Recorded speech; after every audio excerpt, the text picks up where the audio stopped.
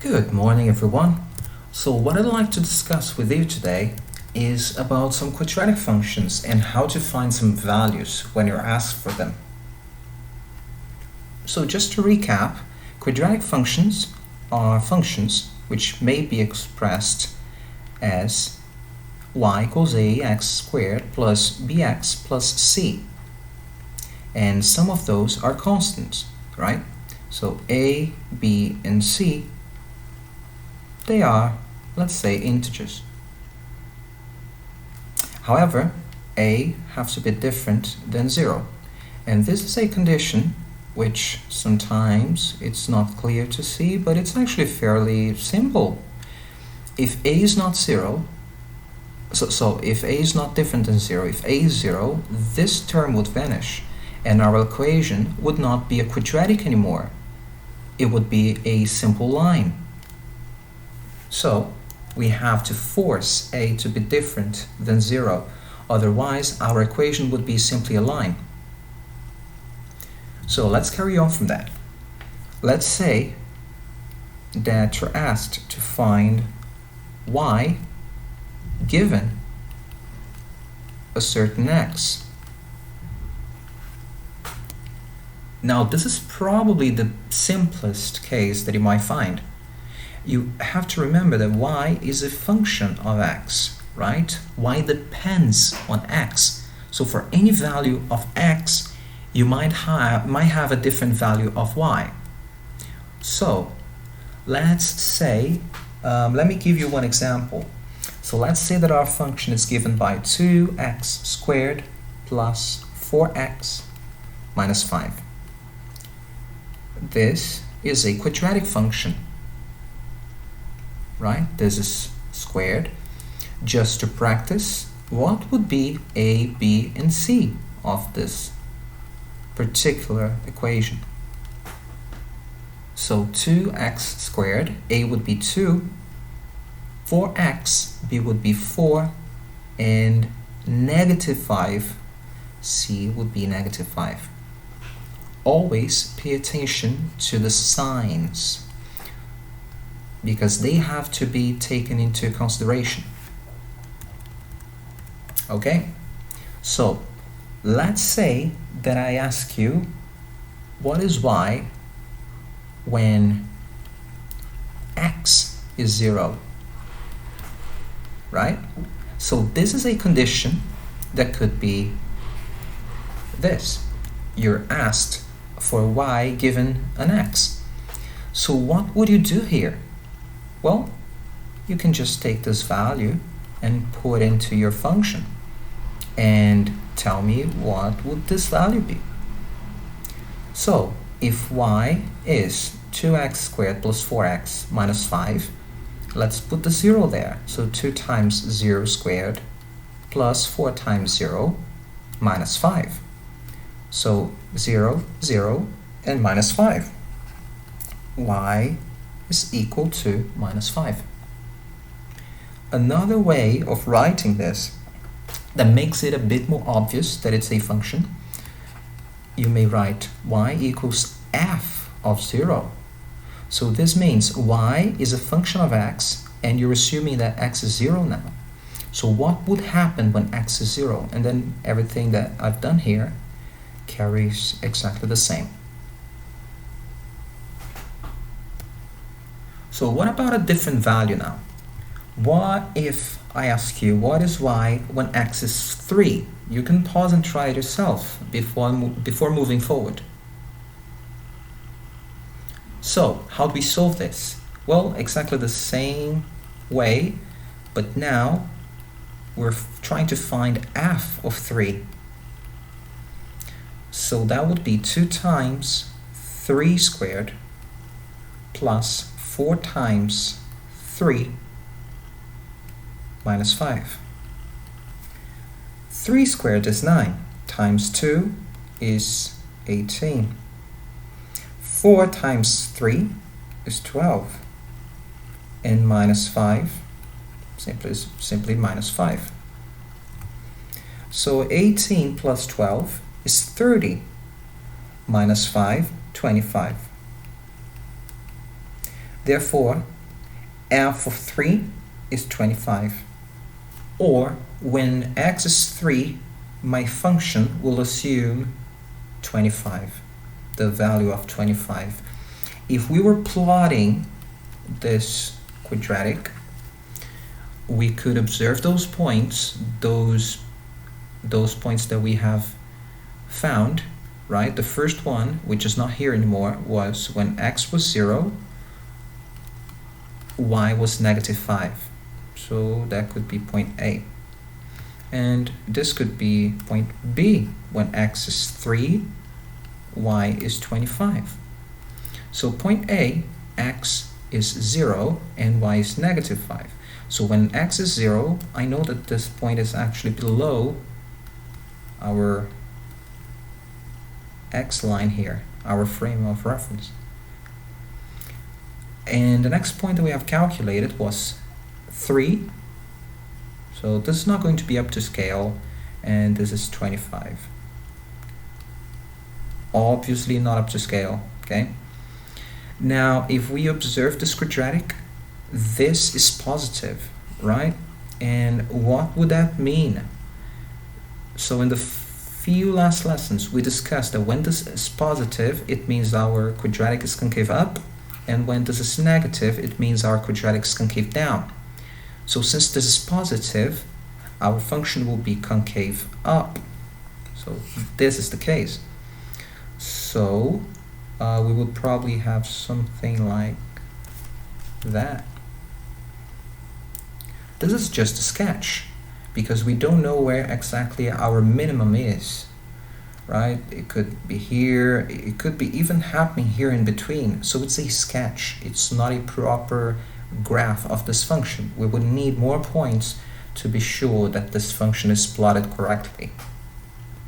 But what now if you're asked the opposite? What if we're given a y and we're asked for an x? Let's see. So, how do you find an x given a y? Well, we'll have to solve our quadratic. So let me give you one example and we'll see what will be the results. So y equals x squared minus 6x plus 8. And I've got 2 points here. I want to know what would be x when y is 15, and I want to know what would be x when y is -1. So what we have to do here is that we'll have to factorize, or we'll have to use some quadratic formula to solve this. It's up to you. Even complete the squares if you want. Now, what would be the best technique? You can pause and try to factorize this, try to find what would be the roots of this function, just like we have done before. Now, let's say that we'll solve this first. Okay, that's the first point that I gave you. Well, y will be 15, so I can just replace y equals 15. So the actual quadratic that we want to solve is this one. And we'll have to rearrange a few things. So we have a positive value here. When we get this to the right, it will be negative. So we can rearrange this to be this, right? Because 8 minus 15 will be -7.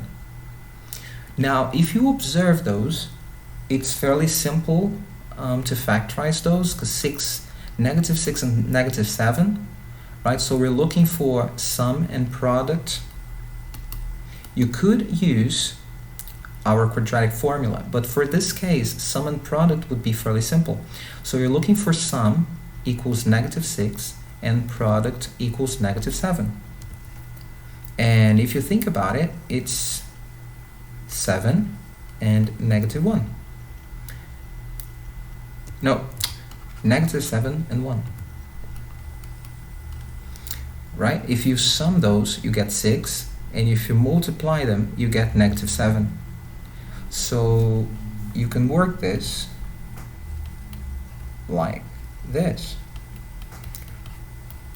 right? So we have factorized using sum and product. If you expand back, you see that you get back to the previous result. X times x, x squared, x times 1, that's x, x times negative 7, that's negative x, with the x that we had before, negative 6x, and 1 times negative 7, that's take away 7.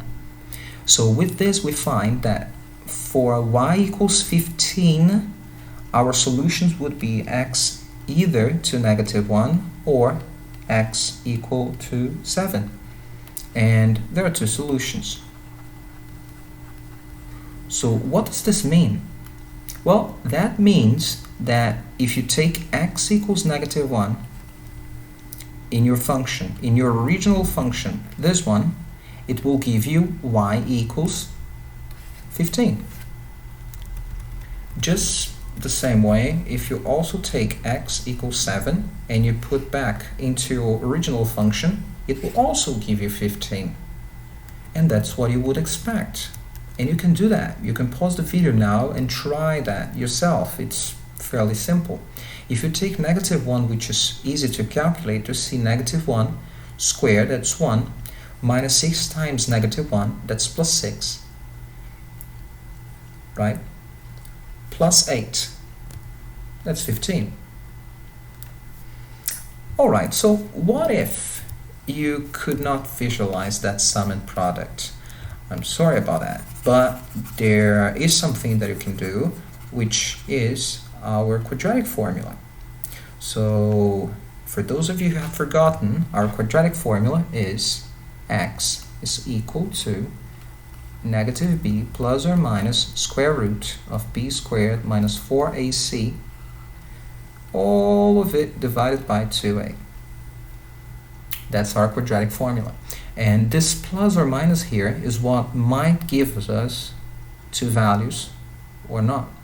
And this, everything here inside is what determines if it's one root, two roots, or no root. Right? Or one solution, two solutions, no solution. Okay? If this value, for example, if it's this we call delta, what's inside of here. If delta is 0, then you will have one root, because plus or minus will give you the same thing. Plus or minus 0 is 0. If delta is positive, then plus will give you something, and minus will give you another thing, and you'll have two solutions.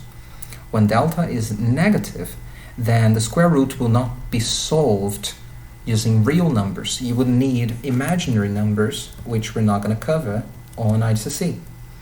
And then we just say that there's no real solution. There is a solution, but not a real one, and you will not see that before you go to university. Alright, so let's put the values in, and let's find the solution using the quadratic formula. So in this equation that you're given, a was 1, b was negative 6, and c was 8.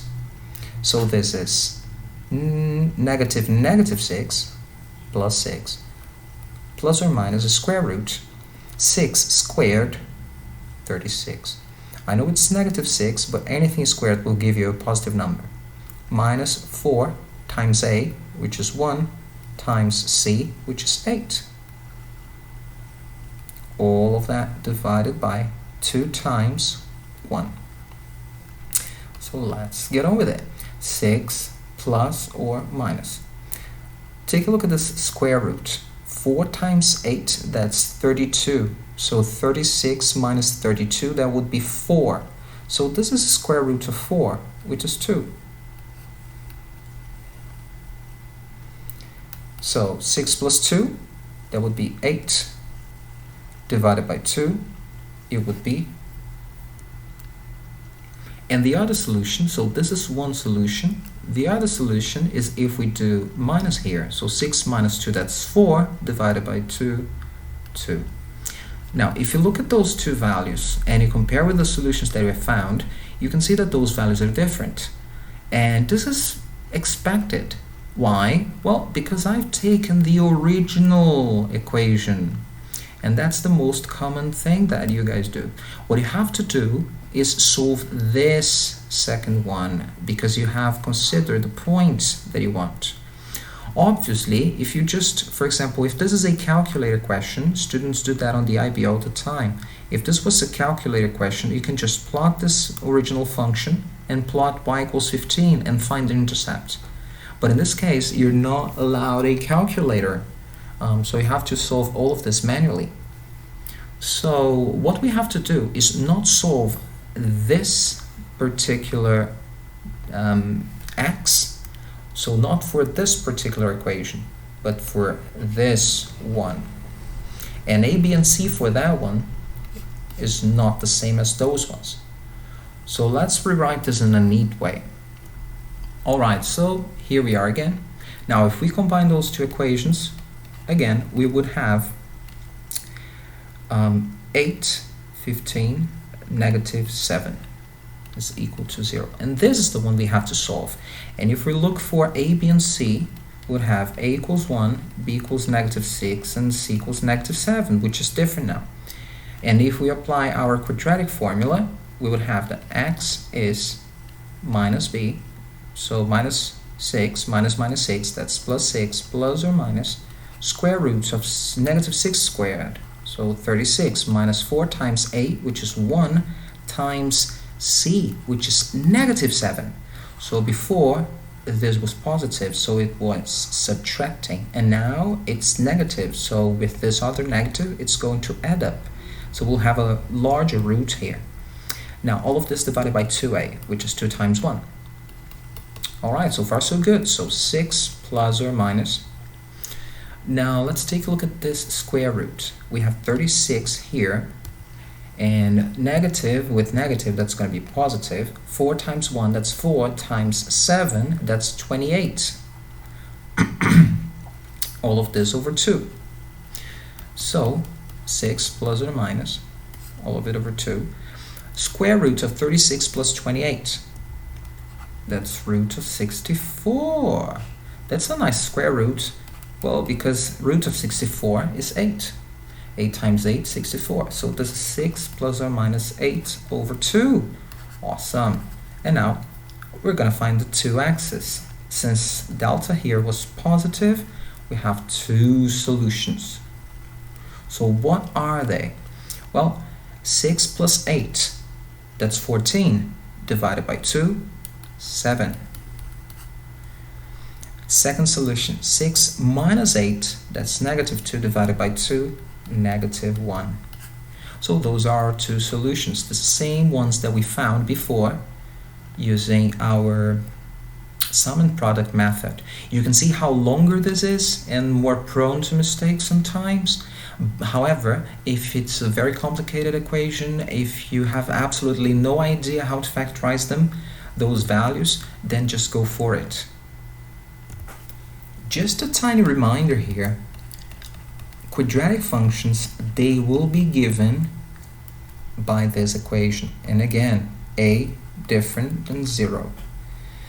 A, b, and c here, they can even be real numbers. They might not be rational, right? They might not be, you may have a third x squared. That's not a problem.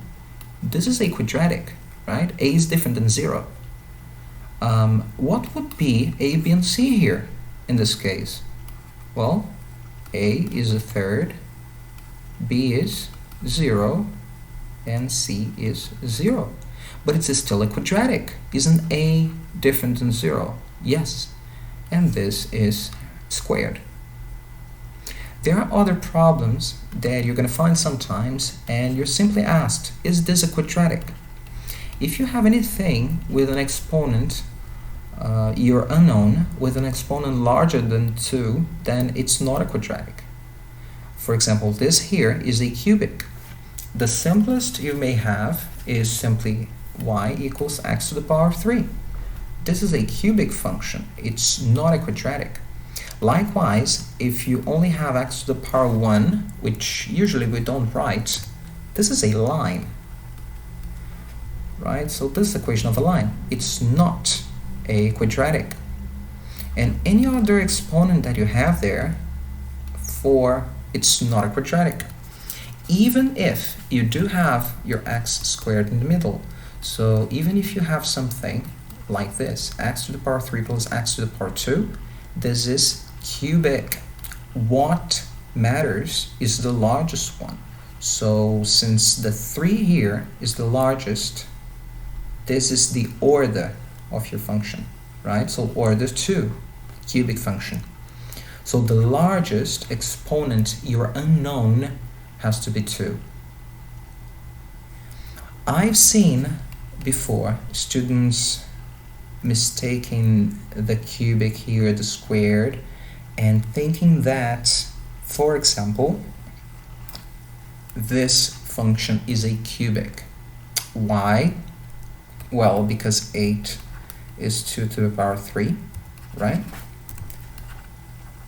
X. And then I heard the student telling me, oh, so this is a cubic function. No. The exponent that we're talking about is the exponent with your unknown. Remember, y is a function of x. So x is the guy that we need to look for the exponent.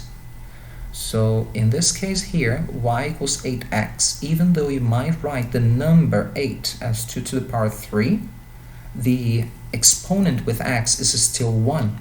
So this is still a line, and therefore not a quadratic.